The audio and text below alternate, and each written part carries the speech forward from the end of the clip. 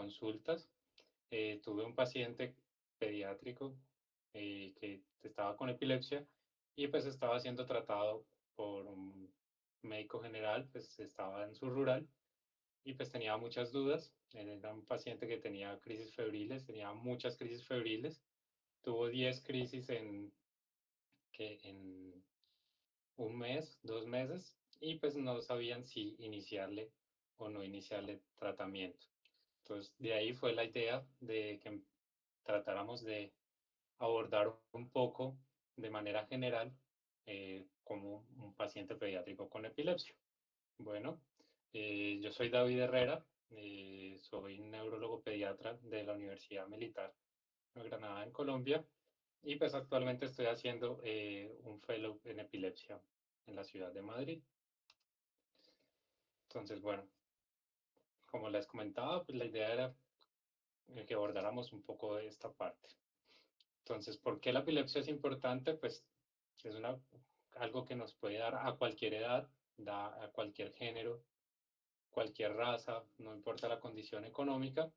Y pues en Colombia tiene una prevalencia de 10.3 por cada 1000 y una incidencia de 81.7 por cada 100.000.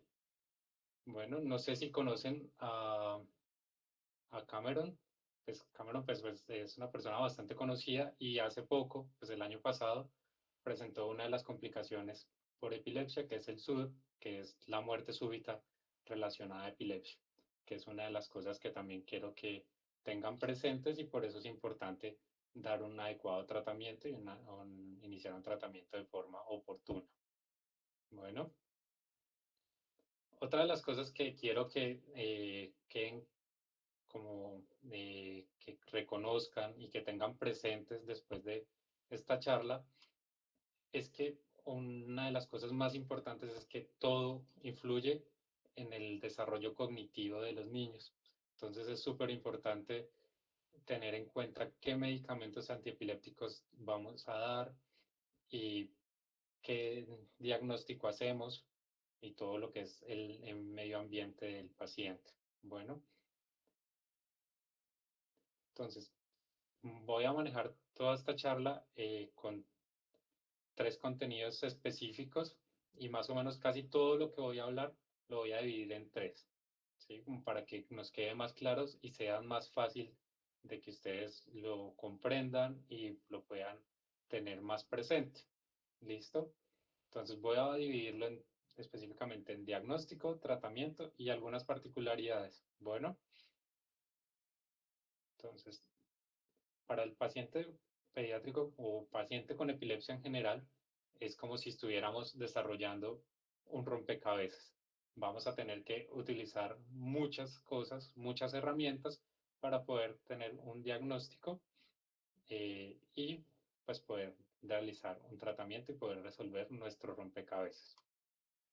Bueno, como nos comentaba, pues vamos a dividir todo entre 3. Entonces, lo primero que quiero que cambiemos es que necesitamos es diagnosticar y no clasificar. Normalmente lo que nos explican siempre en la carrera es clasifica la epilepsia, clasifica las crisis que son generalizadas, focales. No, creo que nos enfoquemos un poco más en diagnosticar, ¿sí? Es un poco más importante y eso pues nos va a dar muchas más herramientas para trabajar más adelante. Bueno, entonces, ¿qué es lo más importante?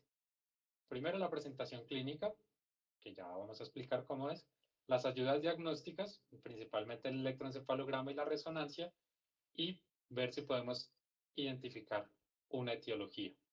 Bueno, entonces, en la presentación clínica son 3 cosas importantes. Todo lo que ocurra antes de la crisis, lo que ocurra durante la crisis y después de la crisis. Antes de la crisis, ¿qué es importante? Bueno, ¿qué estaba sintiendo el niño? Bueno, ¿qué estaba haciendo? ¿Estaba jugando? ¿Estaba llorando? Porque si de pronto el niño está llorando y empieza y tiene una postura tónica importante, pues probablemente podemos estar pensando en un espasmo del sollozo. O no, que estaba jugando, se cayó, se golpeó, perdió la conciencia y convulsionó. Pues bueno, esto es otra cosa. O de pronto el niño no, empezó, se asustó, salió corriendo detrás de la mamá, la agarró y después de eso tuvo la crisis, bueno, quiere decir que el niño sintió algo. Esa sensación antes de la crisis se llama aura y eso también hace parte del componente de crisis y nos da una idea de qué podría ser, ¿cierto? Durante, ¿qué hace durante la crisis? Que se mueve una parte del cuerpo, mueve todo el cuerpo o solo mueve la cara, eh, todo lo que pueda generar, que perdió control de esfínteres, eh, se mordió la lengua, todo ese tipo de cosas nos pueden dar algo de información sobre qué son las crisis. Bueno, y después de la crisis, ¿cómo qué? ¿Cómo quedó después de la crisis? Que si quedó desorientado, si no respondía bien, no se alertaba, o si quedó con una parálisis de una parte del cuerpo, que de pronto haya perdido la movilidad del de mi cuerpo derecho. Bueno, eso nos va a dar información más adelante sobre qué tipo de epilepsia o qué tipo de crisis es la que estamos teniendo. Bueno, entonces quiero hablar un poco de qué es una crisis epiléptica, ¿sí? Entonces, es una manifestación epiléptica o de una actividad hipersincrónica o excesiva de las neuronas, que se presenta de una forma autolimitada. Quiere decir que se va a presentar por unos minutos, no más. Bueno, voy a mostrarles dos tipos de crisis. La crisis mioclónica,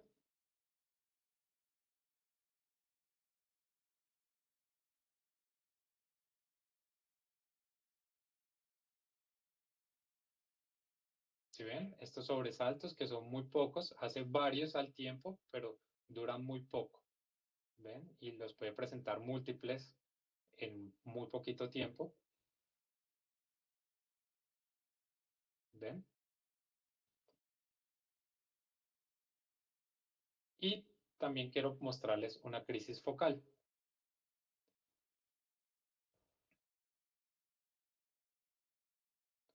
Entonces, si ven, acá pues la crisis focal, ¿por qué? Porque solamente mueve una parte del cuerpo, ¿bien? El anterior, vemos que hacía un sobresalto importante donde elevaba los dos miembros superiores. Listo. ¿Todos están escuchando bien? ¿Vieron los videos? Sí, señor, se está viendo todo muy bien. Perfecto. Bueno. Pero una cosa que es súper importante, todo lo que vemos son realmente crisis. ¿Por qué? Porque en la población pediátrica tenemos una lista muy grande de eventos que podrían parecer crisis, pero que realmente no son. Los más frecuentes, el síncope o un desmayo, pues mucha gente, es que convulsionó y mentiras, que simplemente se desmayó. O por lo menos en lactantes, el síndrome de Sandífer, que es cuando esta postura tónica o elevación del cuello que hacen cuando tienen reflujo. Bueno, o los eventos autoestimulatorios que presentan los lactantes, que también son frecuentes. Las pesadillas, a veces se pueden confundir, las mioclonías del sueño, todas se pueden confundir con una crisis. Entonces, siempre es súper importante ver si lo que estamos viendo son realmente crisis o no. Bueno,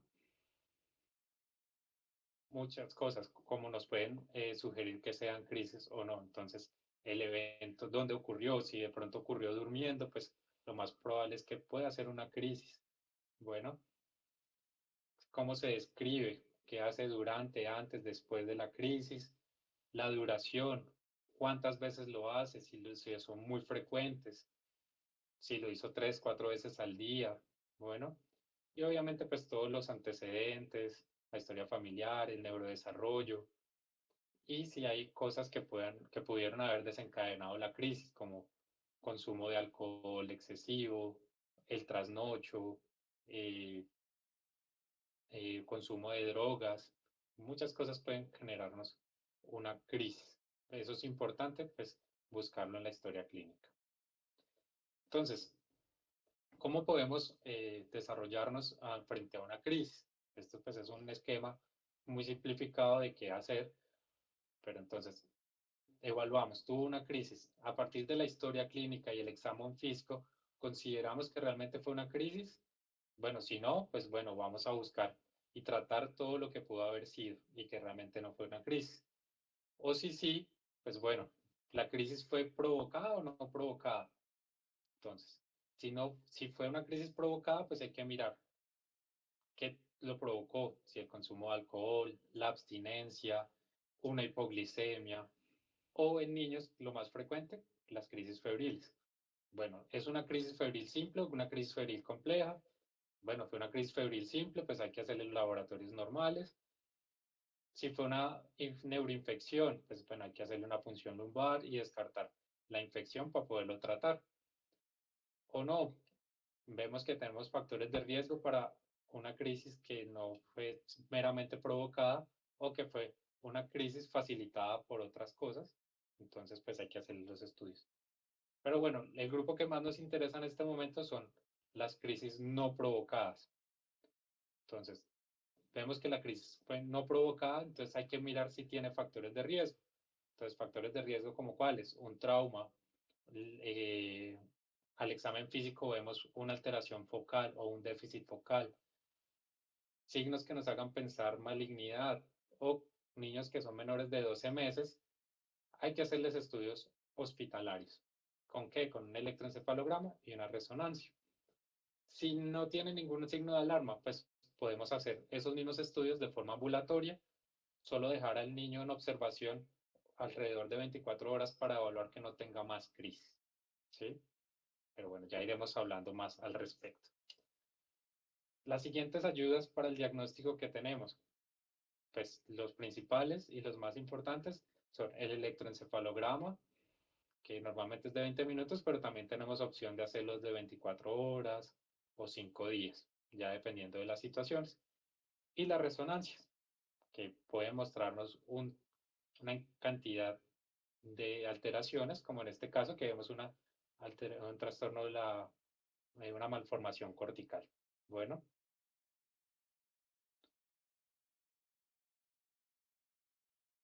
y la tercera parte que les decía para la parte diagnóstica, que es súper importante, identificar la etiología. Es igual que cualquier otra enfermedad, siempre vamos a buscar lo mismo y pues siempre recomendamos como esta memotecnia que es vitamina C, D y E. ¿Qué quieren decir? V, causas vasculares, la I de causas infecciosas, la T de tóxicos y traumáticos, la A de, bueno, la M de metabólicas, la I de idiopáticas, la N de neoplasias, la C de congénitas, la D de degenerativas y la E de endocrinológicas. Bueno, ¿qué quiere decir? Que tenemos muchas cosas que nos pueden producir crisis. Bueno, pero bueno, eso es todo lo que fue una crisis. Ahora debemos definir qué es epilepsia o cuándo decimos que una crisis es epilepsia. Entonces, ¿qué cosas son importantes? Bueno, la recurrencia, ¿cierto? Entonces, si yo tengo una crisis, ¿cuál es el riesgo de que me vuelva a producir una crisis? El riesgo de recurrencia y si estos son asociados a un síndrome epiléptico o no, que ya vamos a ver qué son los síndromes epilépticos. Entonces, hablar de recurrencia, ¿a qué me refiero con eso? Me llega un paciente que ha tenido una crisis o un paciente que ha tenido ya antes 3, 4 crisis. ¿Por qué es importante? Si yo tengo un paciente con una única crisis, pues como vemos acá, la probabilidad de recurrencia después de haber tenido una crisis en los siguientes 5 años es menor del 40%, ¿cierto? Mientras que si yo tengo un paciente que ya ha tenido 2 crisis o más, la probabilidad de que tenga una nueva crisis es de más del 60%, y pues incluso del 60% en los primeros 12 meses. ¿Qué quiere decir? Que bueno, un paciente con una primera crisis lo puedo observar y ver si vuelve a tener una crisis, ya digo, venga, ya tiene un alto riesgo de volver a presentar crisis. Por ese motivo, hay que empezarle tratamiento. ¿Listo? La segunda causa para definir que tenga una crisis o no es el riesgo, en específico el riesgo de recurrencia. ¿En qué sentido? Por ejemplo, las pacientes con unas crisis que son idiopáticas o criptogénicas, que no tenemos una causa, ¿sí? Pues la probabilidad de que recurra en los próximos 4 o 5 años es de menos de el 50%, ¿sí? Mientras que aquellos pacientes que tienen alguna causa, como un antecedente de una ACV, pacientes con parálisis cerebral o pacientes con malformaciones o pacientes que tienen epilepsia después de una neuroinfección o tumores, la probabilidad de volver a tener crisis es más del 60%, incluso antes del primer año después de seguimiento. Quiere decir que lo más probable es que si tuvo una crisis es que va a seguir teniendo crisis. Por ese motivo, lo ideal es darle un manejo con tratamiento. Y la tercera razón, los síndromes. ¿Qué son los síndromes en epilepsia? Son aquellos pacientes que tienen una clínica específica y que se asocian con un patrón electroencefalográfico específico. En este caso, las crisis de ausencia. Las crisis de ausencia es simplemente una parada de la conducta y ya que no responde por unos simples segundos. Otra característica que tienen es que se desencadenan con la hiperventilación. Como ven ahí, él para de hacer lo que estaba haciendo y al terminar la crisis vuelve e inicia su actividad como si nada hubiera pasado.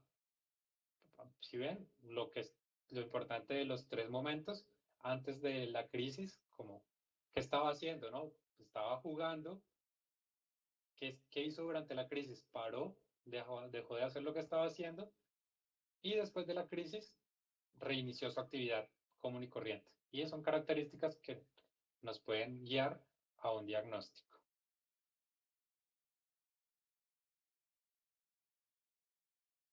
Bueno, ya el término teórico y la definición clara como tal es esta definición del 2014 y es una definición operativa. Operativa porque es la que podemos utilizar más fácilmente. Entonces, la 1, que tenga al menos 2 crisis no provocadas con un tiempo entre crisis de más de 24 horas. ¿Por qué de más de 24 horas? Ya he visto que tener 5, 10, 20 crisis en menos de 24 horas no nos cambia el riesgo de tener una epilepsia, ¿sí? Entonces, con 2, 3 crisis en las primeras 24 horas, podemos decir es un solo evento. Bueno, entonces, si tiene más de una crisis con un periodo entre crisis de más de 24 horas, estamos con un diagnóstico de una epilepsia. O el hecho de tener una crisis no provocada y que tenga un factor de riesgo que me haga presentar un riesgo de crisis de más del 60% en los próximos 10 años, también nos da que tenemos un paciente con una epilepsia. O los pacientes que tienen un diagnóstico de un síndrome electroclínico o un síndrome de epilepsia, como la epilepsia de ausencias, la epilepsia mioclónica juvenil, entre otras.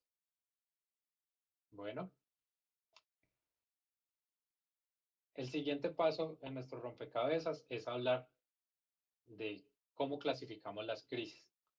Esto es importante en esta parte, es más que todo porque nos va a ayudar para el tratamiento, para definir qué tratamiento vamos a usar más adelante. Entonces, como habíamos hablado, siempre dividirlo en 3. Entonces vamos a hablar de las crisis focales, crisis generalizadas y las de origen desconocido. Entonces, las crisis focales, como vemos, también se dividen en 3. Las que son sin pérdida de conciencia y las que son con alteración de conciencia. Y el tercer grupo son las que son focales que bilateralizan, o sea que empezaron con una parte específica y se volvieron globales. Bueno, el término de focales viene más que todo es porque las crisis vienen de una zona específica del cerebro de un solo hemisferio. Entonces, en ese sentido, viene una sola lado. Por ejemplo, si viniera del lóbulo occipital, como sabemos, el lóbulo occipital es el que nos da la parte de visual.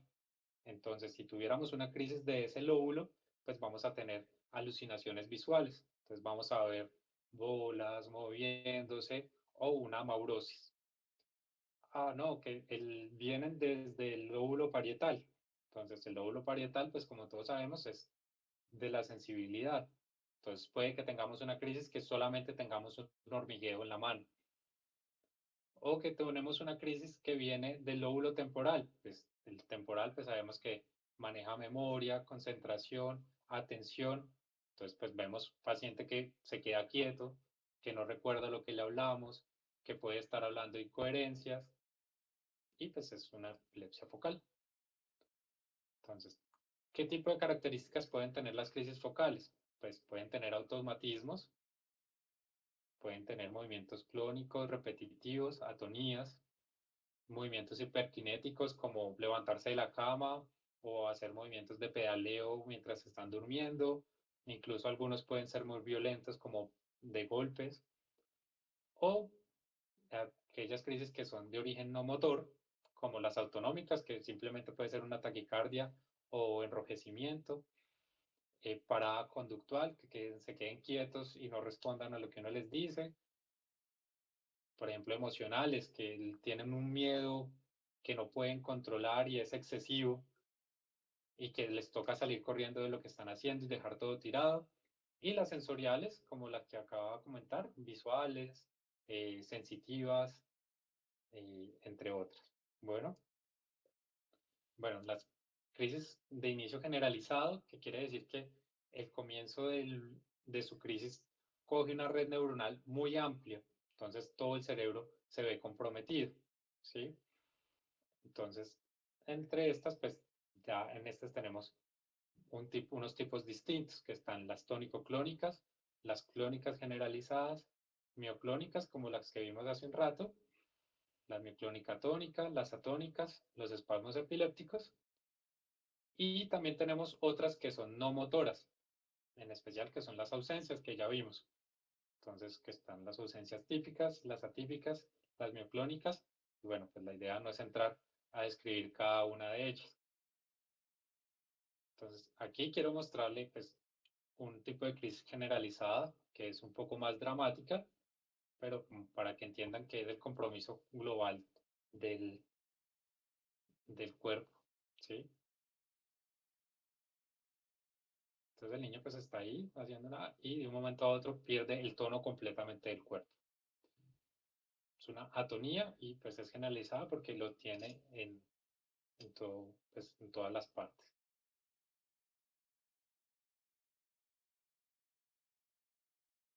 Y están pues las epilepsias de inicio desconocido. Usualmente estas son como las primeras, la primera vez que vemos a un paciente, la mayoría de las veces pensamos que es una epilepsia de origen desconocido porque de pronto no tenemos la información suficiente para decir, ah, sí, es focal o es generalizada.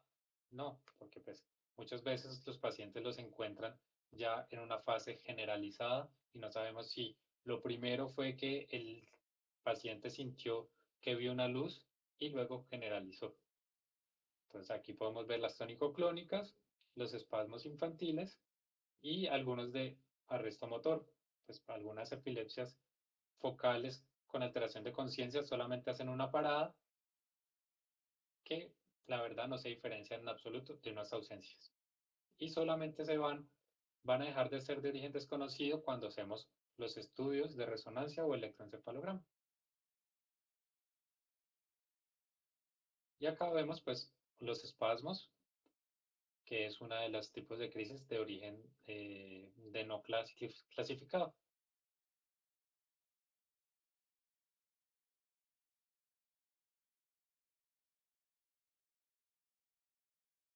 Y si ven ahí, el espasmo es simplemente la contracción por unos cuantos segundos de, pues, en este caso, de los miembros superiores. Pueden estar comprometidos también los miembros inferiores en algunas ocasiones.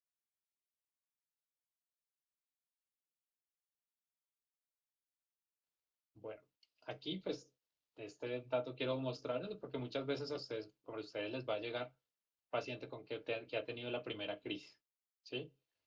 Entonces es súper importante que le digan a los papás, a los familiares, como, mira, cuando tenga un episodio, un evento, es muy importante que lo grabemos.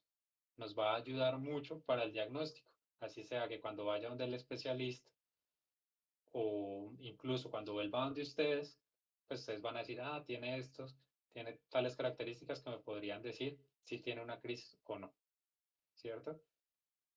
Entonces, como lo vemos aquí, pues en las crisis epilépticas, pues vemos que sí, cuando son convulsivas, que eso quiere decir que hay componente motor, y no convulsivas es que no hay componente motor. Entonces, cuando hay un componente motor, es más fácil que podamos tener un diagnóstico correcto de que tengan una crisis. Cuando son no convulsivos, pues realmente no hay una diferencia significativa, tanto cuando son realmente de origen epiléptico cuando no lo son. Pero pues si vemos una marcada diferencia es cuando realmente tenemos un video de un paciente con crisis que no son de origen epiléptico y tienen movimientos anormales y decimos, no, realmente son unas crisis psicógenas, ¿sí? Entonces por esto es súper importante el video y motivar a los padres de que si tienen un episodio, lo vuelvan a grabar y lo lleven a la consulta. Bueno, después de que pudimos definir que el paciente sí tiene una epilepsia, pudimos definir tiene una crisis focal, tiene una crisis generalizada o una no clasificada, podemos decir, listo, ahorita vamos a decir el tipo de epilepsia que tiene. Entonces, después decimos, bueno, tuvo una crisis focal, pues tiene una epilepsia focal probablemente. Si tiene una epilepsia una crisis generalizada, pues hay que evaluar si tiene una epilepsia generalizada. Realmente esto no es más terminología que no es nada de complejo. Algunos casos que son mucho más bien, muy poco frecuentes, que son las crisis, las epilepsias combinadas, que tienen tanto generalizadas como focal, y las epilepsias de origen desconocido, ¿cierto? Y pues todo esto, toda esta información con la historia clínica, el electroencefalograma, la resonancia, nos pueden ayudar a establecer si estamos frente a un síndrome epiléptico. Bueno, y ahí pues vamos ampliando y armamos una parte de nuestro rompecabezas, que es las crisis, tipo de epilepsia y los síndromes. Y se nos viene a mostrar otras partes que son de mucha importancia, que es la etiología. La etiología es muy importante, ¿por qué? Porque ya hemos visto, como va a mostrar más adelante, que debemos empezar a tratar más a los pacientes con epilepsia según su etiología y no como antes, de solo si es focal tales medicamentos, solo si es generalizada tales medicamentos. También tenemos que empezar a abordar el tratamiento desde la causa. Bueno, entonces, ¿cómo vamos con nuestro rompecabezas? Bueno, creo que vamos avanzando. Bueno, vamos a pasar a a la segunda parte, que es el tratamiento. Entonces, en esta recomendación, en este Task Force que salió en el 2015, el tratamiento para la epilepsia en pediatría, incluso pues participó un colombiano, eh, lo que hablan es que lo ideal sería que siempre se trataran en un centro de tercer o cuarto nivel. Sin embargo, pues como vemos en nuestro país, no siempre es lo que ocurre y pues a veces es muy difícil. Entonces, pues la idea es que podamos empezar un tratamiento de forma temprana y obviamente el mejor tratamiento posible, el que tengamos disponible. ¿Listo? Entonces, para el tratamiento vamos a tener en cuenta tres cosas importantes. ¿Listo? El diagnóstico, características individuales del paciente y el medicamento. Bueno, entonces en el diagnóstico, ¿a qué me refiero? Pues el diagnóstico etiológico, en el diagnóstico de qué tipo de epilepsia tiene y bueno, los antecedentes. ¿Por qué en el diagnóstico etiológico? Bueno, si tiene una epilepsia de origen genético, probablemente le van a servir unos medicamentos específicos. O si tiene una epilepsia mioclónica juvenil, una epilepsia de ausencias, pues ya sabemos que el tratamiento específico para ellos es el ácido valproico, por ejemplo. Para el tipo de epilepsia, bueno, como hemos dicho ahorita, si son focales, pues van a requerir un tratamiento específico, si son generalizadas otro. Como antecedentes, pues es importante pues en la historia clínica, cómo son las crisis, demás. La historia familiar, de pronto si tienen un familiar con epilepsia, que es una epilepsia muy parecida a la del paciente, pues probablemente estamos ante una epilepsia genética y le puede servir el mismo medicamento. O comorbilidades, por ejemplo, si el paciente tiene una migraña, pues migraña y epilepsia, siempre debemos pensar primero en ácido valproico. O, por ejemplo, si tiene un paciente migraña y depresión, pues también hay que pensar nuevamente en el ácido valproico. ¿Listo? En las individualidades del paciente, entonces, vamos a pensar en la edad. Obviamente, eh, como siempre, la edad siempre nos va a afectar qué tipo de tratamientos podemos ofrecer. Si es hombre o mujer, estatus socioeconómico, probablemente pues no le vamos a dar el medicamento más caro a alguien que no lo pueda conseguir.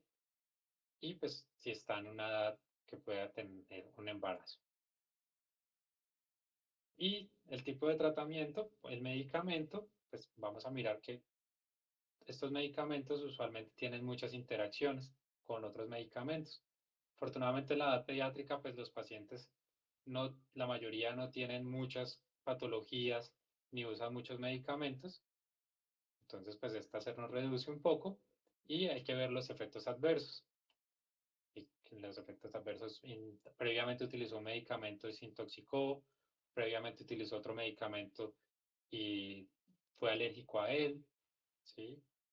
O si tiene efectos cognitivos con los medicamentos, quiere decir que ya tiene un medicamento, entonces se está muy dormido, muy decaído, no responde, no aprende, ya no reacciona como antes, ¿sí?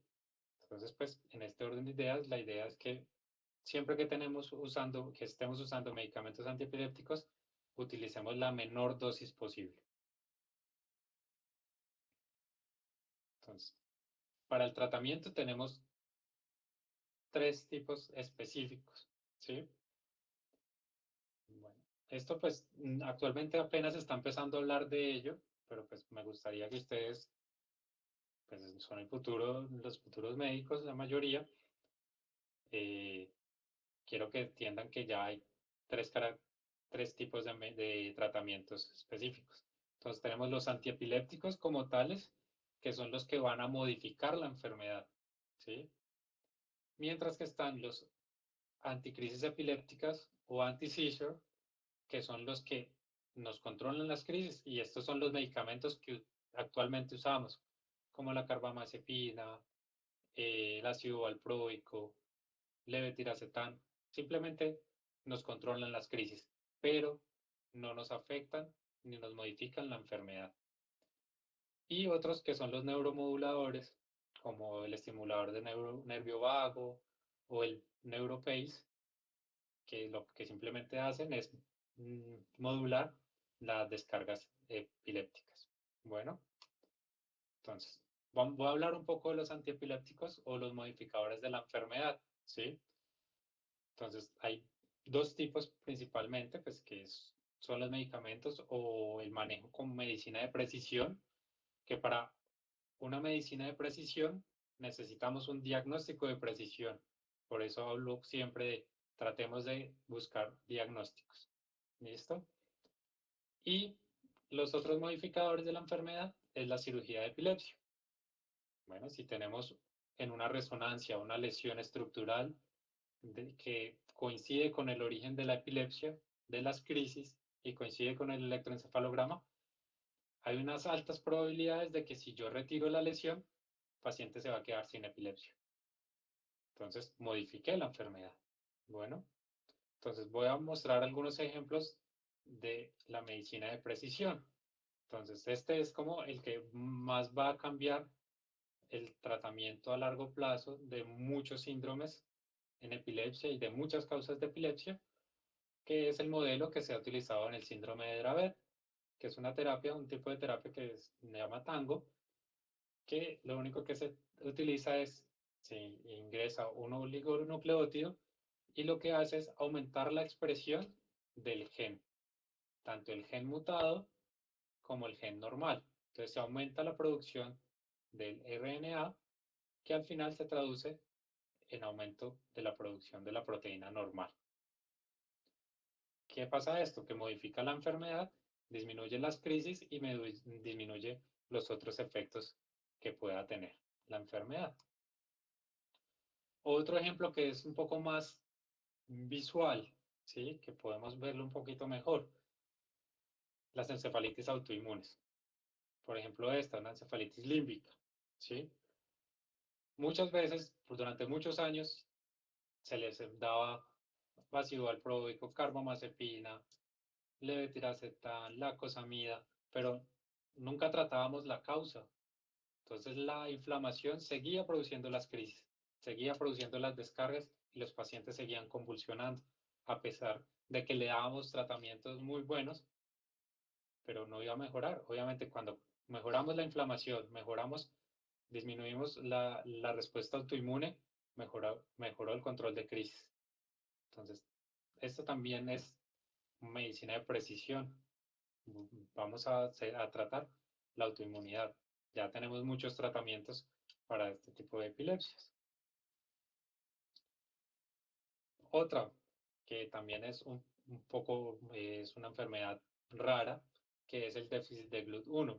El GLUT1, pues, de pronto no saben, es un transportador que se encuentra en las neuronas que nos permite el ingreso de glucosa a las neuronas, ¿sí? Que se ha demostrado que pacientes con déficit de GLUT1 tienen una respuesta muy buena a la dieta cetogénica. Y como ven, pues es un tratamiento de precisión y no requiere un medicamento farmacológico como tal, que muchas de estas dietas pues tienen suplementos alimentarios que nos ayudan, pero no necesariamente los necesitan. Bueno, y ahorita pues vamos a entrar en lo que son los medicamentos anticrisis epilépticas. Claro, tenemos un montón de medicamentos con muchos mecanismos de acción distintos, ¿sí? Pero pues me parece que es mucho para la charla, entonces quiero centrarme principalmente en tres. Primero que son tres que probablemente tengan acceso en los sitios donde vayan a trabajar, que nos ayudan a manejar cualquier tipo de epilepsia y que son los más efectivos. En esos vamos a encontrar lo que es la carbamazepina, el ácido valproico y el levetiracetam. Entonces, para el manejo de las epilepsias focales, ¿cuáles son las epilepsias focales? Pues que vemos que durante la crisis mueven solo una parte del cuerpo, o que en el examen físico, después de la crisis o cuando llega al hospital, vemos que tienen un déficit neurológico, tienen una hemiparesia, tienen una parálisis cerebral, o que en la resonancia vemos que tienen una lesión estructural, pacientes con un antecedente de una ACV o que ya se sabe que tienen alguna malformación, lo más probable es que tengan una epilepsia focal, ¿sí? O bueno, también que su electroencefalograma tenga una actividad que diga es una epilepsia focal. El tratamiento de elección en epilepsias focales es la carbamazepina. ¿Listo? ¿Por qué pongo acá las neoplasias como con signos de admiración? Porque hay que tener cuidado, porque la carbamazepina, por más de que es un muy buen antiepiléptico, puede tener muchos efectos adversos y hacer interacción con con medicamentos que vamos a utilizar en cáncer. ¿Listo? Bueno, esas eran las epilepsias focales. Para las epilepsias generalizadas y las epilepsias indeterminadas es como yo no sé qué tipo de epilepsia me llegó, no sé, no pude clasificarla, no tengo información. Alguien que convulsionó en la calle y llegó simplemente. Lo mejor que podemos hacer es empezar ácido valproico, ¿sí? ¿Por qué? Porque es muy bueno para las epilepsias generalizadas y puede funcionarnos bien para las epilepsias focales. Bueno, ¿por qué la carbamazepina no es buena para las epilepsias generalizadas? La carbamazepina es un bloqueador del canal del sodio y al bloquear y al utilizar medicamentos que bloquean el canal del sodio, las epilepsias generalizadas, en especial las que son genéticas o los síndromes electroclínicos generalizados, pueden empeorar o aumentar las crisis cuando se utiliza bloqueantes del canal del sodio. Por eso lo ideal es que si sospechamos una epilepsia generalizada, demos ácido valproico.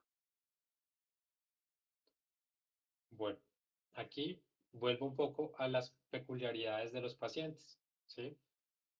Y me centro un poco en las mujeres en edad fértil. ¿Por qué? Porque pues varios de los medicamentos que usamos en epilepsia pueden generar malformaciones al feto.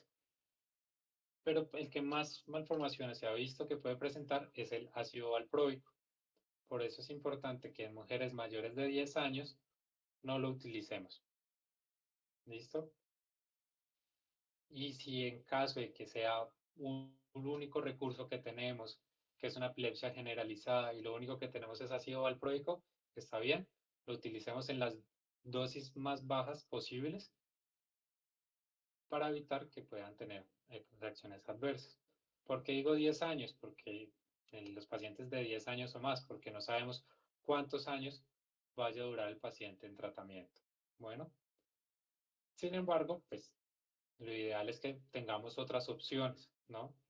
Afortunadamente, el acceso a los medicamentos antiepilépticos ha mejorado en el país, obviamente no se ha extendido por todo el país, y ya tenemos acceso de forma más fácil a un tratamiento con levetiracetam, ¿sí? Entonces, en los pacientes mujeres en edad fértil que tengan una epilepsia generalizada, lo ideal es dar un tratamiento con levetiracetam. Que si tenemos dudas con cualquier otro de las situaciones anteriores, el levetiracetam también es una buena opción. Nos sirve para epilepsias focales sin tener la misma respuesta a la carbamazepina, pero nos puede servir y nos sirve muy bien también para las epilepsias generalizadas. Obviamente, pues su rendimiento es un poco menor al ácido valproico y a la carbamazepina. Entonces, como lo comentaba ahorita, porque estos tres, pues la carbamazepina es el medicamento más eficaz para las epilepsias focales, el ácido valproico es el más eficaz para las epilepsias generalizadas y pues el levetiracetam sirve para los otros, no tan con el mismo rendimiento, pero tiene muy pocos efectos adversos y puede sernos de mucha utilidad. Bueno, esta pues es una tabla más o menos para mostrar un poco lo mismo que acabo de comentar, es que lo primero que tenemos que hacer es confirmar que lo que tenemos es una crisis y que estas crisis nos confirman o nos configuran un diagnóstico de epilepsia. ¿Listo? Después, debemos identificar cuál es el tratamiento indicado, ya sea para las crisis, para la etiología o para las peculiaridades del paciente. Y utilizar y identificar cuál es el mejor medicamento y utilizarlo a la menor dosis efectiva posible. ¿Listo? Obviamente no, se han dado cuenta que no he hablado de las dosis, pues las dosis las pueden encontrar en cualquier vademecum, sin embargo, pues para carbamazepina y ácido valproico, la dosis efectiva mínima para niños es de 20 miligramos por kilo para los dos. Entonces, pues es más fácil de aprender, 20 miligramos por kilo para cualquiera de los dos medicamentos. Y la idea es subirlo poco a poco, no que de la noche a la mañana subimos a 20 miligramos por kilo. No, lo ideal es que para los dos medicamentos sea de forma lenta. Así evitamos que genere muchos efectos cognitivos como somnolencia, decaimiento, hiporreactividad y que los papás digan, no, es que lo vuelve tonto y demás. No, Entonces, por eso lo empezamos lento. Y además, evitamos el riesgo de que hagan reacciones alérgicas, en especial con la carbamazepina, que la carbamazepina puede generar una reacción alérgica muy importante y puede llegar a ser mortal. Entonces, por eso hay que empezar todos los medicamentos antiepilépticos muy despacio. Bueno, en el resto, pues no me centro porque ya es cuando tienen más de un medicamento o no controlan las crisis. ¿Listo? ¿Por qué? Porque la idea es que veamos las opciones de remisión. ¿Cuándo remitir a otro nivel o cuándo remitir a pediatría o a neuropediatría?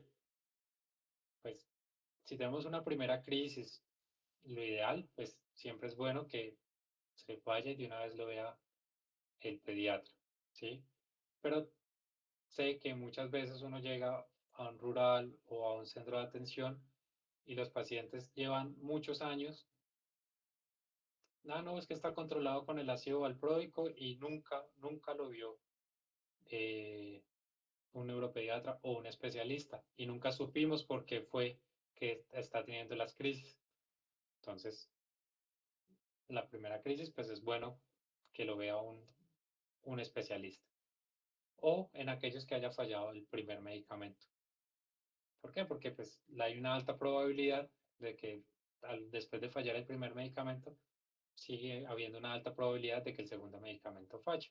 Por eso es importante que se haga una remisión.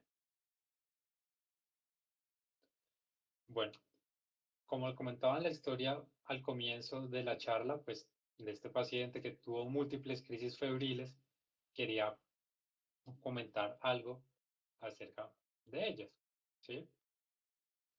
Si bien, pues las crisis febriles son estas crisis que se presentan con fiebre en pacientes menores de 5 años, entre los 6 meses y los 5 años. Son crisis que se desencadenan por fiebre. ¿Qué es lo más importante? Evaluar si son crisis febriles simples.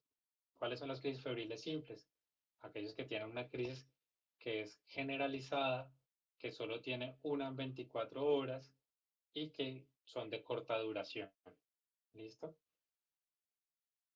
Pero pues hay algunas crisis febriles que son complejas, son aquellas que recurren muchas veces en un día o que son muy largas y pues estas ya nos tienen unos signos de alarma también que hay que comprobar. Entonces, pacientes que tuvieran antecedente de sufrimiento fetal, pacientes que tengan alteraciones de una lesión estructural, una ACV o un Apgar bajo, un retraso en el desarrollo, pues ya hay que ponerlo como paciente que tiene una crisis febril compleja o una crisis febril que hay que hacerle seguimiento o hay que hacerles estudios, ¿sí? Pero bueno, lo ideal es que siempre tengamos en cuenta que las crisis febriles no requieren un manejo farmacológico. Pero si tenemos estos pacientes que tienen muchas crisis febriles, que tienen más de 5 en un mes, que ve que están recurriendo muchísimo o ven que están teniendo un pequeño retraso en el desarrollo, ¿sí? Y dicen, no, necesitamos darle tratamiento porque es que nunca lo va a ver el neurólogo, nunca lo va a ver el pediatra, lleva 4 meses esperando la cita. En ese orden de ideas, lo ideal es empezar ácido valproico, ¿listo? Nunca darles bloqueantes del canal del sodio a las crisis que se desencadenan con fiebre. No importa que tenga un paciente con epilepsia y tuvo una crisis que fue desencadenada por la fiebre, pues lo ideal es el ácido valproico. Y si son solo crisis febriles y se necesita medicamento, solo ácido valproico. Bueno, ¿por qué? Porque hay algunas epilepsias, como en el síndrome de Dravet, que se asocian mucho a crisis febriles, pero no sabemos cuántas pacientes con crisis febriles son síndrome de Dravet, ¿cierto? Entonces, al utilizar los canales bloqueantes de los medicamentos bloqueadores de canales de sodio, se ha visto que en los pacientes con síndrome de Dravet, mientras más uso de medicamentos bloqueantes de canal del sodio durante más tiempo, pueden generar un deterioro cognitivo. ¿Listo? Entonces, probablemente si paciente con síndrome de Dravet se hubiera diagnosticado con tiempo, hubiéramos evitado estos medicamentos, pues su pronóstico iba a ser mejor. Yo sé que pues, de pronto no saben, el síndrome de Dravet es una encefalopatía epiléptica que se caracteriza por múltiples tipos de crisis y además una regresión del desarrollo, o sea que pierden las habilidades que habían ganado previamente.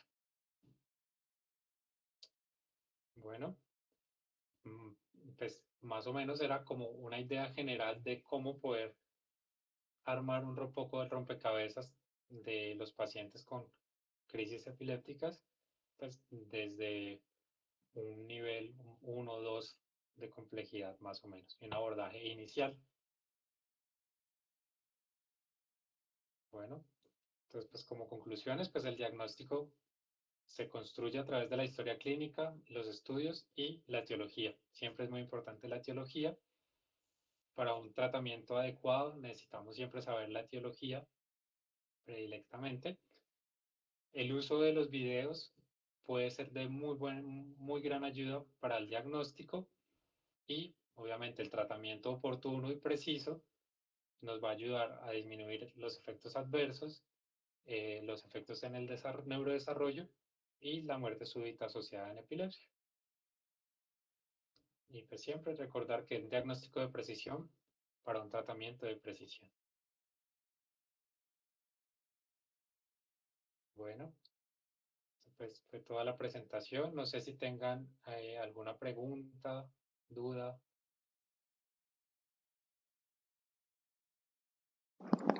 ¿Cómo está? Buenas tardes, doctor. Buenas tardes. Eh, Muy buena charla, primero que todo, y tenía una pregunta.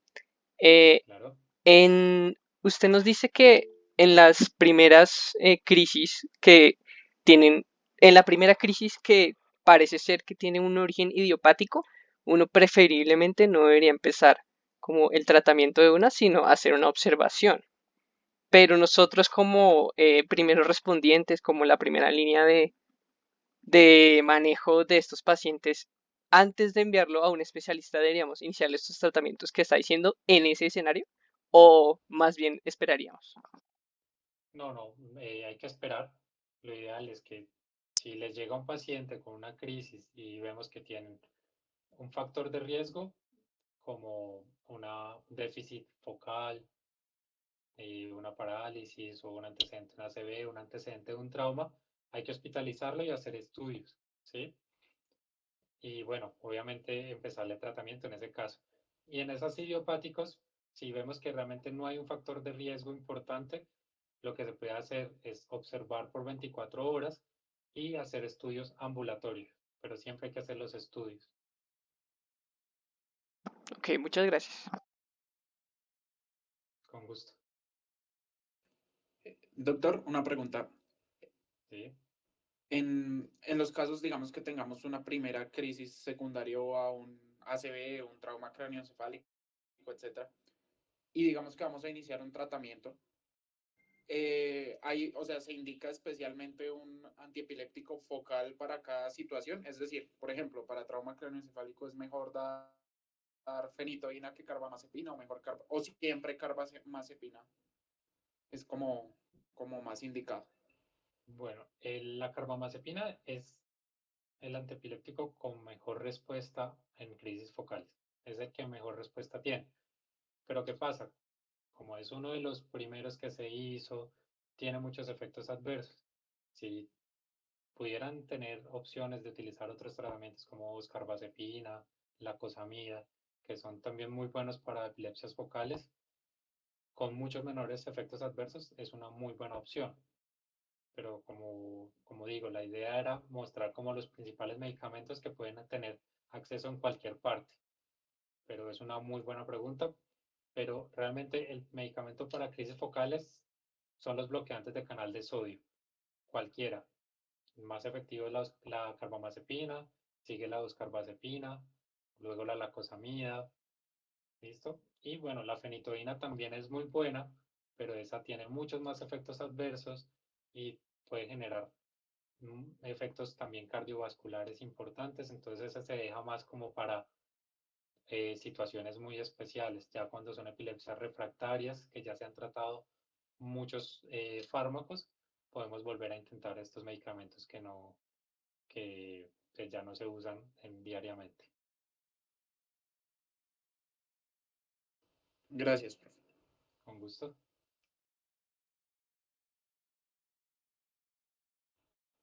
Doctor, buenas tardes. Sí, buenas Eh, tardes. por chat, por chat nos preguntan cuál es el rango de edad de presentación de la crisis de ausencia y cuál es el diagnóstico diferencial. Bueno, la edad principalmente hay dos bloques de edad. Entonces están las ausencias infantiles y las ausencias juveniles. Las ausencias infantiles normalmente se dan entre los 3 años y los 12 años, ¿sí? Con un pico alrededor entre los 6, entre los 5 y 8 años, más o menos, ¿sí? Eh, y las juveniles se presentan más o menos entre los 9 años y los 17 años. Bueno, o sea, casi durante toda la edad la edad pediátrica, ¿sí? Eh, ¿Qué otras hay que descartar? Pues que no sea una crisis focal con alteración de conciencia. Entonces, ¿cómo la podemos descartar? Bueno, son niños que presentan una parada súbita del comportamiento, como el niño que estaba soplando, paró súbitamente el comportamiento, duró con este arresto motor o con esta parada de comportamiento por menos de 20 segundos. Es muy importante que las crisis de ausencia siempre duran menos de 20 segundos, pero principalmente duran menos de 10 segundos. O sea, si dura más de 20 segundos, probablemente estamos frente a algo distinto. Y que la recuperación es súbita, no tienen ningún déficit posterior y normalmente continúan haciendo lo que estaban haciendo, ¿sí? Y el diagnóstico diferencial, pues están las crisis focales de origen frontal, que son muy parecidas a las crisis de ausencia. Lo único es que normalmente después de que terminan las crisis quedan somnolientos, muy cansados, a veces con dolor de cabeza. Y las otras que son las crisis del lóbulo temporal, que también son con alteración de conciencia, pero normalmente esas sí tienen auras antes de la crisis. eh, Después de las crisis quedan mucho más dormidos y ya. Pues esas son como los dos principales diagnósticos diferenciales. Y también estaba viendo acá otra pregunta, que llegan muchos pacientes que están en seguimiento neuropediatría por epilepsia, sin embargo, al estar en el ámbito rural y ahorita por el COVID, no tienen oportunidad de asistir a los controles. Eh, los pacientes que han tenido crisis últimamente, bueno, ahí ya es difícil. Lo que se podría hacer normalmente es tratar de subir un poco la dosis. Digamos que si están las dosis tope, pues ya lo ideal es que se puedan comunicar con el especialista. Pero bueno, si estamos con dosis bajas, se puede subir ligeramente la dosis. Nunca cambiar ni los medicamentos, ni cambiar la marca de los medicamentos, que eso muchas veces puede hacer que los pacientes se descompensen. Pero lo que normalmente se puede hacer es subir un poco la dosis mientras lo vuelve a ver el especialista.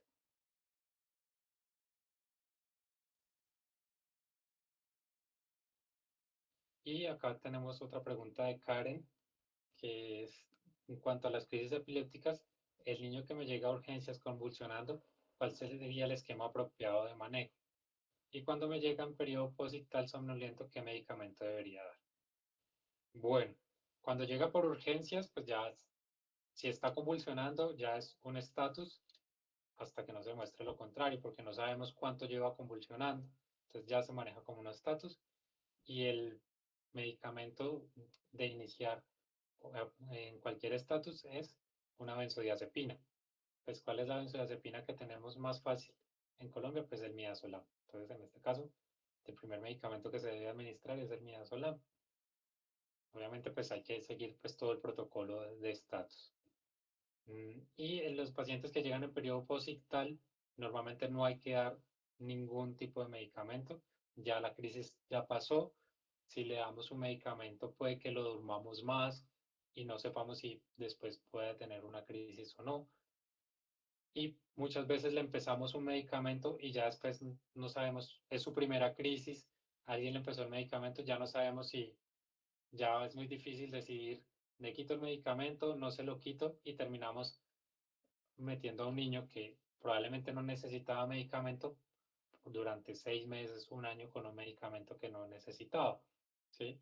Entonces, si llega en periodo de somnolencia o posictal, la idea es vigilarlo unas 24 horas que no vuelva a tener crisis y ya, sin medicamentos y sin nada.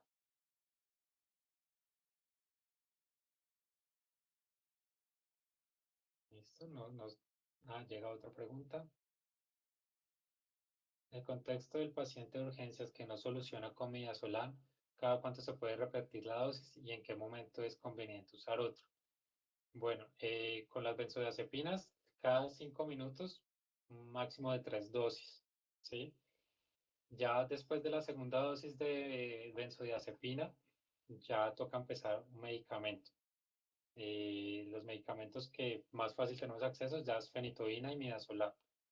Después de la segunda dosis de benzodiazepinas, por protocolo sí debemos pasar ya a la fenitoína, fenobarbital, y en algunos centros, ya de pronto los que trabajan en ciudad, pues tienen acceso al ácido valproico. Cualquiera de las tres opciones es buena. Obviamente hay que mirar si el paciente tiene una epilepsia de base, que es una epilepsia de ausencias, o un paciente que tiene un síndrome de Dravet, pues probablemente lo ideal sea no utilizar inhibidores de canales de sodio como la fenitoína. Entonces eso es lo que siempre hay que tener en cuenta. Tratar de hacer una historia clínica rápida, mirar qué tipo de epilepsia tiene y qué medicamentos le puedo ofrecer. Bueno,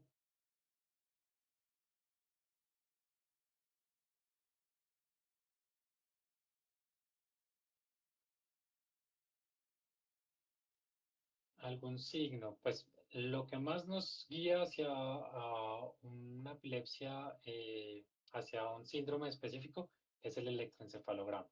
¿Sí? El electroencefalograma uno muchas veces tiene un patrón de punta onda lenta a 3 Hz, pues ya uno dice es una epilepsia de ausencias, pero pues eh, el- como son tantos síndromes electroclínicos, a veces es difícil decir que haya uno en particular, pero siempre el que más importancia tiene como para clínico es el electro. Obviamente, pues si clínicamente es un paciente que está teniendo mioclonías, pues bueno, no, ya tenemos un síndrome electroclínico sin necesidad de ver el electroencefalograma, ¿sí? La mioclonía, pues los brinquitos, eh, digo, no, pues ya tiene un síndrome electroclínico, debo empezarle tratamiento porque las probabilidades de que siga teniendo crisis o que en cualquier momento tenga una crisis generalizada grave es muy alto. Obviamente las ausencias, pues yo solamente con la clínica digo, no, pues ya tiene una epilepsia de ausencias, debo empezarle tratamiento. Mm, Me parece que es una pregunta muy amplia y es muy difícil de dar una cosa específica para ella porque son varios síndromes. Y hay unos síndromes que son focales y hay otros síndromes que son generalizados. Bueno, y me voy acá otro. Y si me llega un niño menor de un año con mioclonías, siempre debo pensar en síndrome de Dres. Mm, No, el síndrome de Dres no, pues no lo reconozco para una epilepsia. No sé si lo escribiste mal.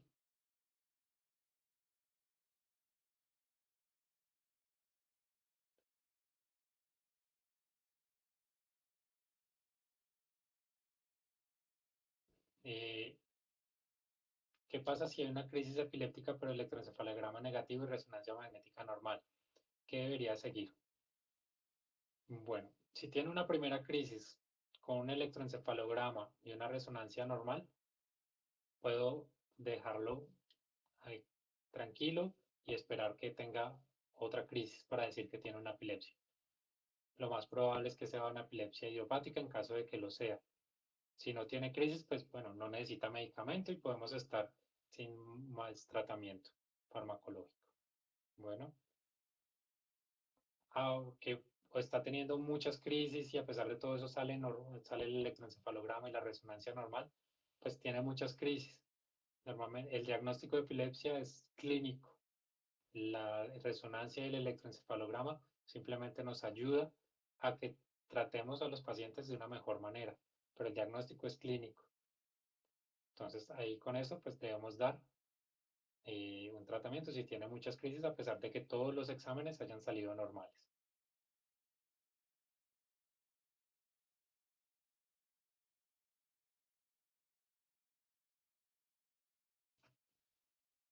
Bueno, Karen también nos pregunta sobre el uso de cannabidiol en niños con Dravet. Bueno, realmente el cannabidiol o el uso de cannabis en epilepsia se ha visto que es como cualquier otro medicamento, ¿sí? El 70% o el 60-70% de los pacientes van a responder, pero siempre va a tener un 30% de los que no van a responder, ¿sí? ¿Qué se ha visto? Que pronto en niños con epilepsias refractarias nos da una ayuda, pero tampoco es que sea mucho mayor a cualquier otro medicamento, ¿sí? Por ahora, pues todavía faltan muchos estudios, pero en especial el que más se ha visto mayor respuesta es en pacientes con Dravet y el Lennox-Gastaut, ¿sí? Pero tampoco es como un medicamento que diga va a cambiar el futuro del Dravet o algo, no. ¿Cuál es el otro problema? El cannabidiol tiene muchos efectos adversos, entonces a veces es difícil que lo toleren los pacientes. Entonces siempre hay que tratar de dar dosis bajas, la subida hay que hacerla muy despacio, la mayoría vienen en aceites, entonces tienden a dar mucha diarrea, entonces ese es lo que hace como un poco problemático el uso del cannabidiol, pero es un medicamento que es muy bueno, puede funcionar mucho especialmente en esos pacientes que tienen muchas crisis y que son de difícil control.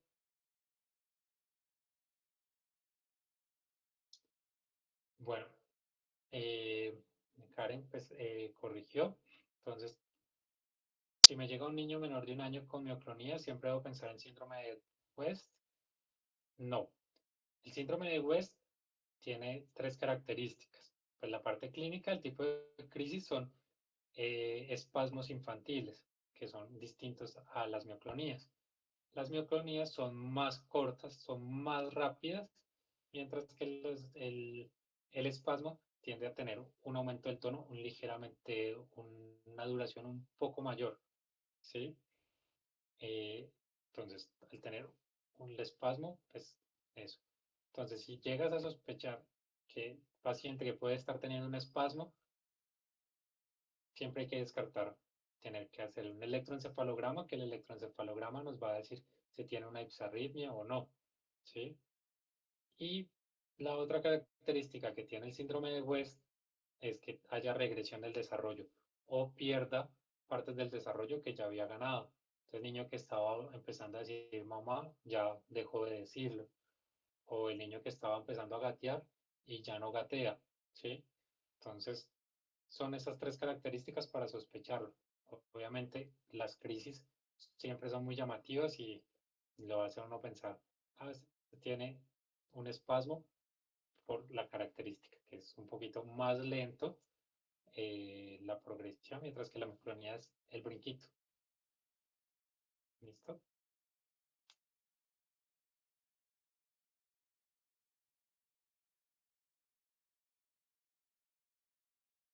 Bueno, no sé si hay alguna otra pregunta.